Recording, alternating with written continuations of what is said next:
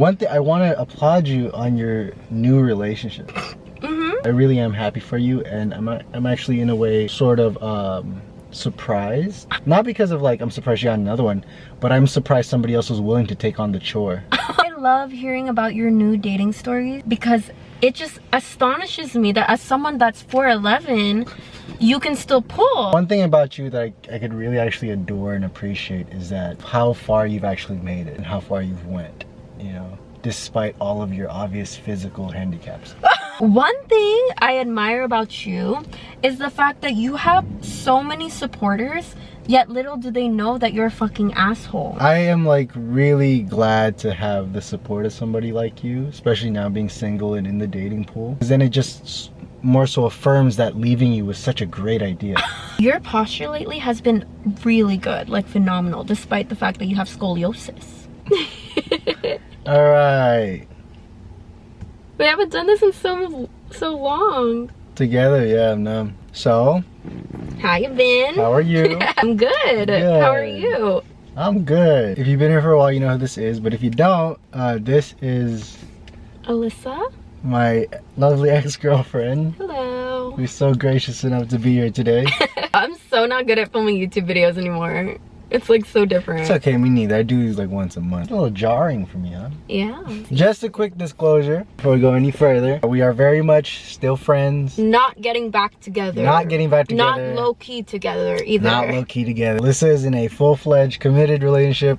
He's in a question mark. I'm somewhere. Question number 1. How do you maintain a healthy relationship / friendship post-breakup? I don't know. I think we've always just been friends to begin with. Yeah, we were best friends first. Yeah. So it wasn't that difficult. Yeah. There was a time that I pissed him off over something, and then he didn't talk to me for like a minute. Then he got over it. No, you apologized. Oh, I did. I apologized, and then he got over it. I think we just, yeah, I think we were always just really great. We were better at being friends than we were at being a couple. Yes, and we talked about this on TikTok too. Probably by the time you're watching this, it'll be on our TikTok, so go watch that. Yeah. But we were saying how we feel like most people, they can't, like most ex-couples can't do it.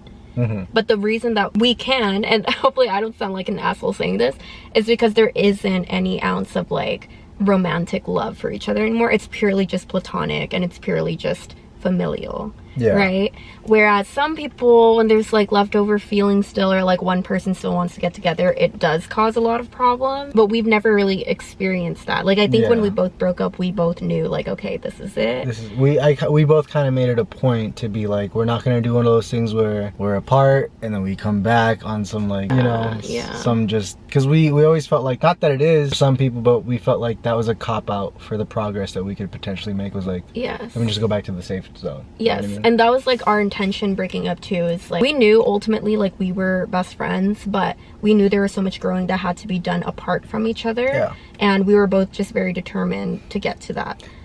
And like I always, because we never really answered it, and I could answer it from my perspective of like, well, why did it happen in the first place? It was one of those things where it was just time.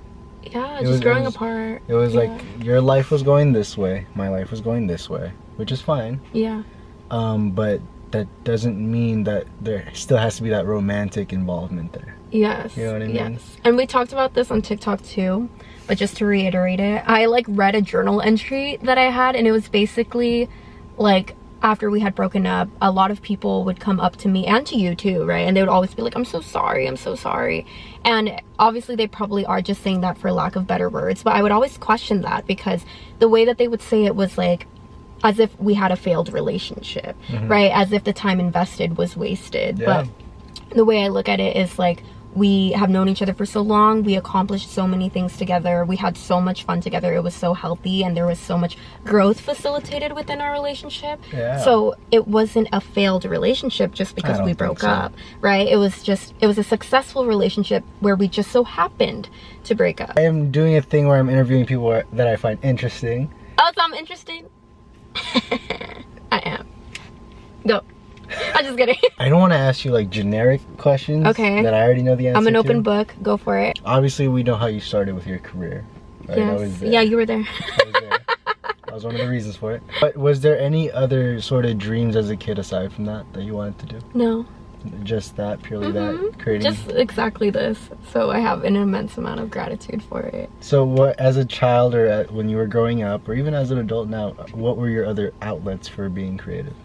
At one point I made clothes, which was like I remember it was so funny because to my grandma's funeral, when I was younger, I wanted to make my own outfit. It was horrendous. So honestly, to answer your first question, yeah, I think I wanted to be like a designer, like someone who made clothes and shit. And then it just didn't work out because like people would straight up tell me like, no girl, that literally looks like shit. You're wearing like overalls. So I was like, like damn, like everyone was crying and shit. But I was like, does anybody notice my outfit? I made it myself. Yeah, I was like, I fucking made it myself.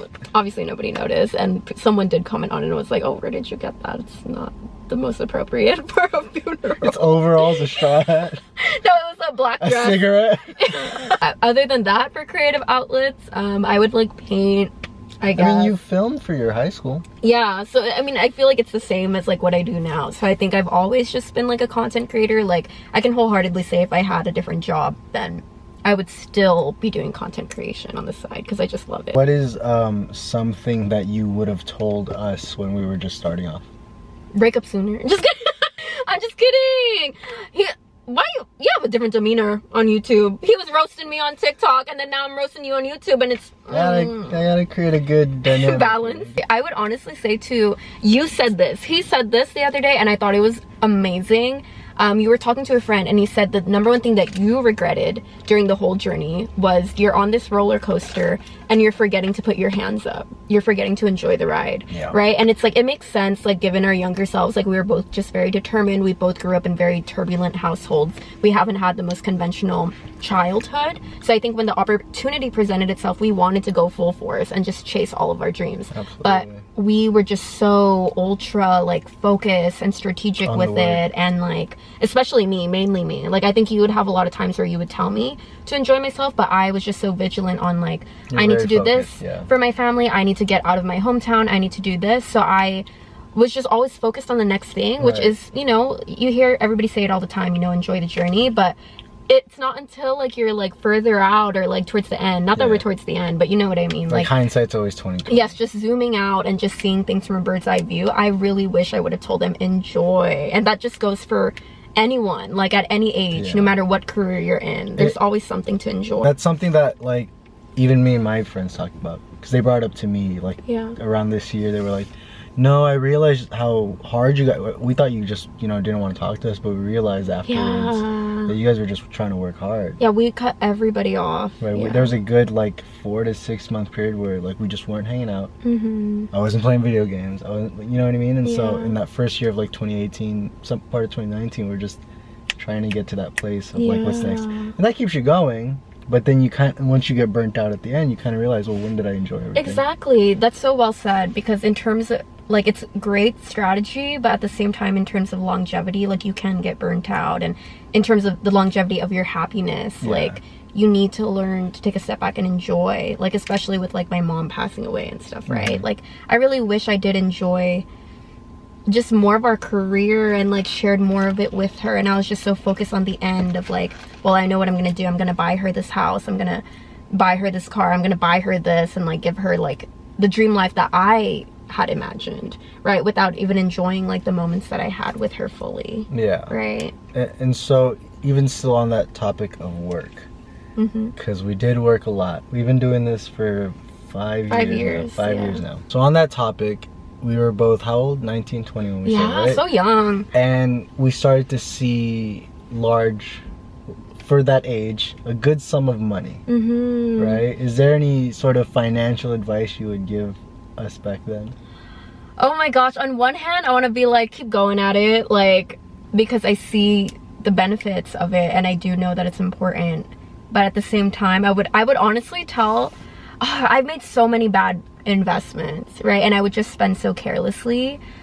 I would tell myself to be more careful with my money, invest it sooner. Again, I feel like every podcast I listen to, they say the same shit, but it's so true, right? I would tell myself to invest it sooner, invest in a proper financial advisor, and a lot of the things that I was spending money on, even like up to this year, like this whole year, like after our breakup, like I can even tell myself that, where it's like I spent so much trying to sustain a lifestyle that I didn't even really want.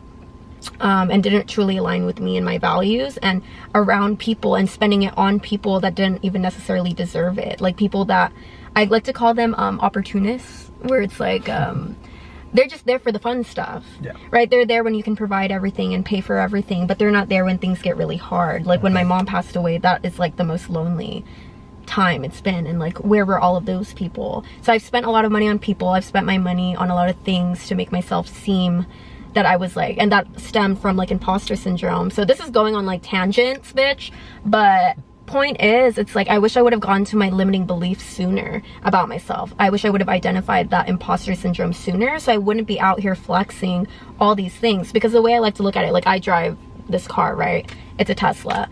If you know you have a Tesla, you're not gonna, what is it? You're not gonna try so hard to prove that you have a Tesla, right? Because it's like, I already have it, it's in my driveway, right? So I think I didn't see my value in myself, so I had to prove my value in material things, especially because I've had evidence in my world, in my reality, of people showing me that I was only valuable when I was providing. So were you acting a lot of those things, like, was it coming from a place of impulse? Impulse, yeah, so insecurity. There's a saying, actually, I could give you. I give her a lot of quotes and sayings throughout the years, and even every now and then. But there's a saying of, I heard it a couple of days ago, of just because I put you, of you being like imposter syndrome and all that. The saying was like, just because I put you in a garage doesn't make you a car. Oh, that's a good one. So just because you're showing all this fancy shit, doesn't make you a fancy person. Exactly. So that, in terms of finances, that's what I would say. It's like, I wish I knew myself more, so I wouldn't keep hiding behind things.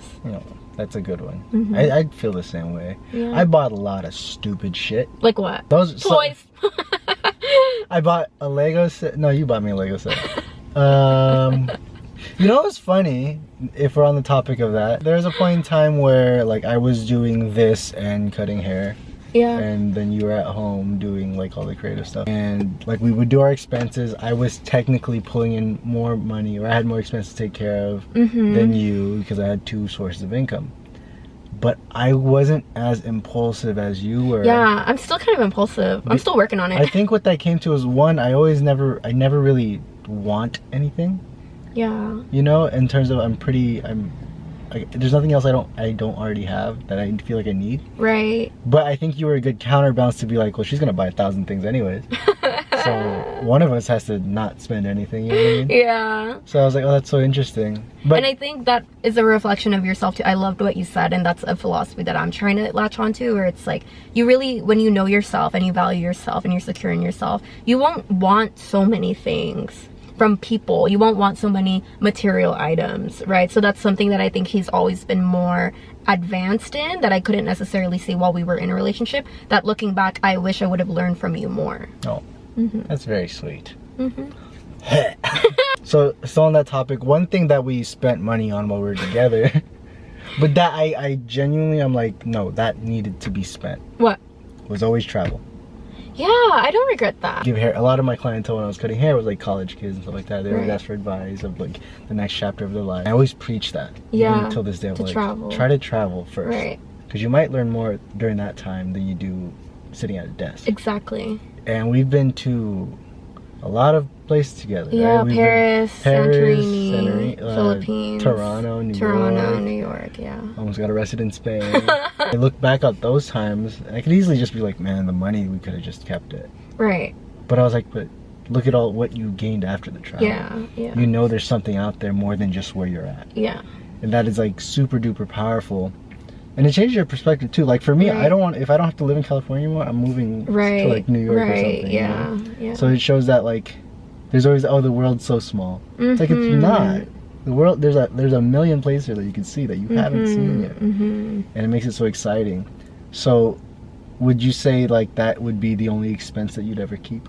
Yeah, absolutely. And you know, it's funny that I'm even like saying that, because I do agree with everything you said. And I think when we were younger, I would always hear people and like ask them for advice, and they would say that, and especially when they were a little bit more affluent than I was, I would take a lot of offense to it, because I'd be like, well, not everybody is in the position to be able to travel, right? And I still acknowledge those things, and I'm so grateful that we've built like a life for ourselves, a platform, and we have supporters to be able to help us have those experiences, right? I have so much gratitude every day. However, as I got older, I started to realize like I still really do stick with that statement, and traveling doesn't necessarily always mean going somewhere. Now, what do I mean by that? Okay, what do I mean by that? Traveling, at least for me, I feel like the premise of it is shifting your perspective and changing your environment, right? So it's like, even if you can't afford to travel, change your environment. Change, if you can't even, like if you're working constantly, I can understand it can be very difficult for most people to travel. So changing your environment, even if it's as little as your social media environment, right? Yeah. Change your algorithm, change your right? For You page. Change your For You page. Change the YouTubers you watch so you're getting these different perspectives, because I don't want people to think limitedly and think, oh, I need to go to Paris, and then they don't do it properly, and then they don't learn any. What you could do that is cheaper. What? That like we did, which is so funny to me. Where we got a VR set? Yeah. Yeah. I was in New York, baby. Definitely think it's something that everyone should save for and try to do. And if you can't, then at least change your social media environment. At least change your environment in terms of the people that you hang out with. I know it can be so difficult, especially in this day and age. Everything's all online, to like go out and make friends and have like a third space outside of work and family. But if you... there are like little things also that like I'm trying to do, like for example being like a local at a specific coffee shop, and I like try, I mean, not everybody talks to me, I'm not gonna lie. I said hi to somebody the other day and they did not talk to me, so maybe scratch that advice. Most of the time, like I'll just like make small talk with people, or like the people in my apartment complex, or there are like some free classes sometimes if we go on Eventbrite. I've been wanting to do those, so they'll randomly have a free like cooking class, and then I'll like conversate with the people on there just to change up my environment. Speaking on that, you are somebody who has been through a lot in this year alone. Oh yeah. Right? You've been through quite a bit. But you are still managing to have this perspective on life, when it could probably be quote unquote easier for somebody else to just feel like shit all the time. Is that a, like, what is that, if it is a battle, what is that like, or what makes you keep having that sort of perspective that there is something good out there? Honestly, I'm not gonna lie, a lot of this year it was very difficult for me to have that mindset, and I think just seeing where having the polarity and switching that mindset to a more negative one, seeing where that got me and not liking the results, that was enough to motivate me to get back on to like having that outlook on life of like just that inner knowing and remembering that all we have at the end of the day is perspective, right? So it's like, it is free for me to choose and assume the best in people. It's free for me to assume the best about myself, right? Because it's like, all I have is up here, right? Even when like the world is crazy, all I have is my mind at the end of the day. So I might as well make it a good place. And you always say a quote. He's always saying quotes all the fucking time. Sometimes it gets annoying, sometimes it isn't. This one was really good, but it was like, one time you had told me like at the end of the day there's only room in that casket for one person, and I thought that that was so well said, because it's so true. Like, it will just be you, yourself, at the end of the day, so you might as well like yourself. You might as well choose to believe that the decisions you're making are good. You might as well choose to believe something positive about yourself and others. And there's another quote you said, here we go. It was like, I've been someone this year that held a lot of resent towards a lot of people and a lot of circumstances, and you told me having resent for something or things is like taking poison and waiting for the other person to die, right? And I think that like really shifted my perspective a lot. And again, it's something that I battle every day. Like, it's easier said than done. I still have a lot of days where I do go into that old self of victimizing myself, hating my circumstances, hating what people put me through. But at the end of the day, it's like, what good does that do for me? Like, it's gonna make me more tired throughout the day. If I'm gonna be more tired throughout, it's like a compound effect, right? Because it's like, I say I'm like resenting someone, and I'm like sitting there thinking about them for an hour and how much they fucked with me. Like, your body is naturally gonna go into so much stress. You might not be able to sleep well. Boom, the next day you haven't slept well. You're gonna be more irritable with people. You might ruin your relationships. You're not sleeping well. You might not even be hungry to eat. If you're not, you know, giving your body nutrients, then you're not gonna be able to think right. If I'm not thinking right, I won't be able to be creative. If I can't be creative, I won't be able to work. Boom, broke. That's a dramatic example, but you know what I mean? It's just, I always think of that compound effect of like, okay, I can choose to sit here, and it's not to say I never feel my feelings, right? Yeah. Of course I feel my feelings. Of course I affirm to myself it's safe to feel my feelings. However, it's feeling the feelings with a different perspective. Am I feeling the feelings to hold on to it and to hate this person, or am I feeling the feelings to process it, let it go, so I don't have to deal with it anymore. And that inner knowing of I'm allowing myself to feel this now because I love myself and I deserve to feel it, so I can move on to bigger and better things. So what you're saying is that I'm really smart. Sometimes you're also really annoying, but what am I more of? Smart. There you go. I take credit for that though. Why? I'm just kidding. You're smart. You always been smart. You always been smart. We've been talking for a while. Yeah, no, you're good. You're making my job very easy. Not just think about it. Remember in the beginning when we would like film and stuff together? Yeah. When we had a couples channel, family channel. That was an era. So that's something I wanted to bring up too, is that even if I got into like another relationship, I don't think I would go to the extent of no couple channels. Going towards a couple I understand if you have a couple channel out there. I understand, I get it. Yeah, you want to it's just not our thing. It's not our thing anymore. You want to display your love. I get it. We did it. That's not why we split up, but yeah. Oh, look, a dog. But I realized that doing that, you're limiting now, at least to me, what is now mine. Yeah. Right? Not to live in like scarcity or anything like that, but I was like, this is something so special that sure, there'll be times where I do show this, but I am the overall, right, like I'm the one who gets to enjoy it the most at the end of the day. Right? So I don't think I'd ever go to that extent. That's just for a check. I don't think I could go over. A year later. Trey and blank. It's like prank, emotional. Like, would you go to that extent yourself? Of like displaying the relationship that much? Okay.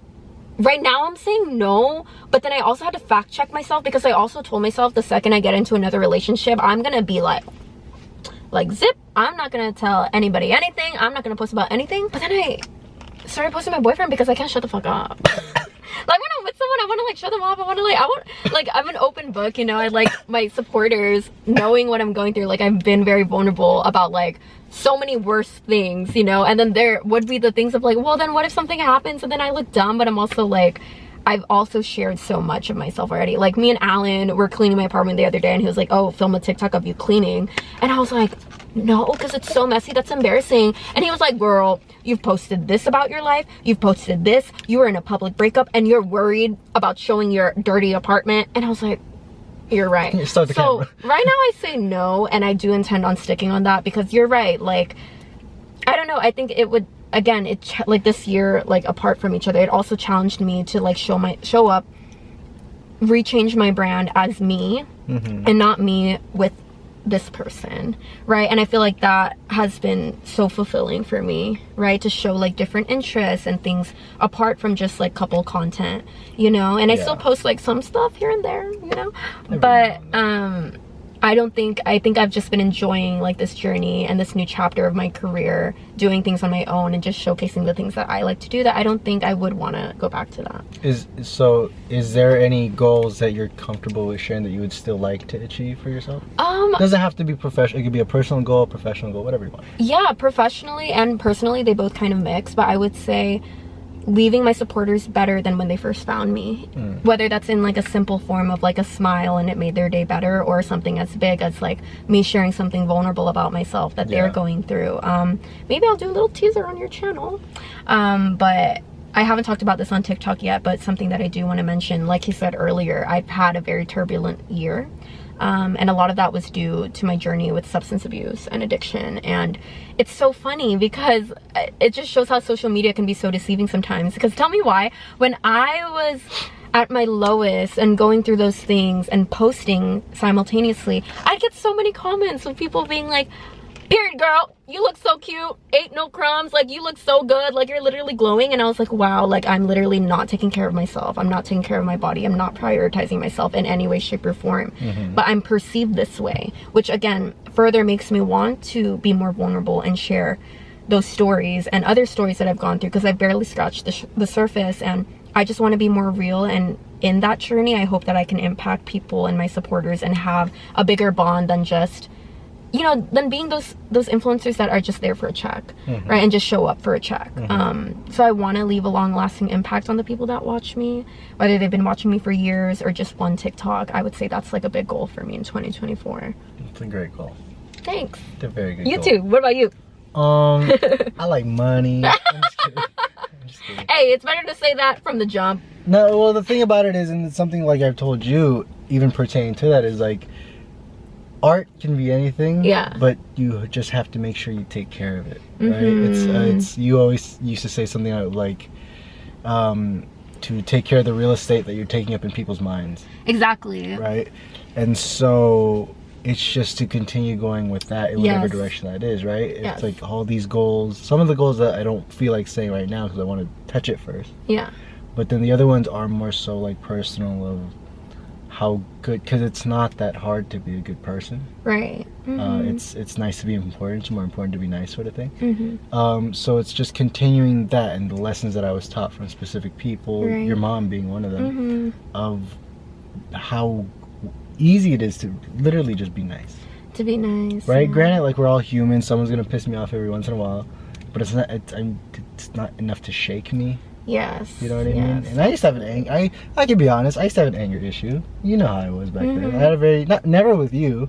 I was towards the world. Yeah, I was very patient with her, but like I had a very short fuse towards others. Everybody else. And like I've told this to you before, to where it was really easy back then to not be my friend. Yeah. Like I've threatened to throw friends through screen doors, windows. It was an era. It was an era. But to know that there was a small group of people, you being in that group of like, he's crazy, he has issues, but something about this kid, man. Something about him. So it's like it's more so showing up that way to show that everybody's investment in me is not a waste. Oh, I love that. Right. And I love I want to touch up on what you said about the art thing, right? And I think that's always been your thing, is like making people laugh.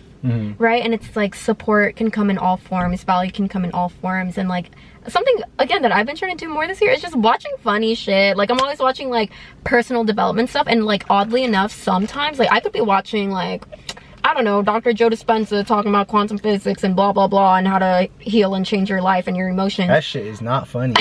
Or I can watch something funny, and then it's like sometimes when I watch something funny it gives me an even bigger effect of just happiness, even if it's just for a short period of time. And I think that's a skill that you've really perfected, and I think that's something that you should continue doing. And also get on him about this. I've been like telling him to show this side of himself more, because again, you are very funny and you are very good at it, but I think not enough people see like the amount of emotional depth that you carry.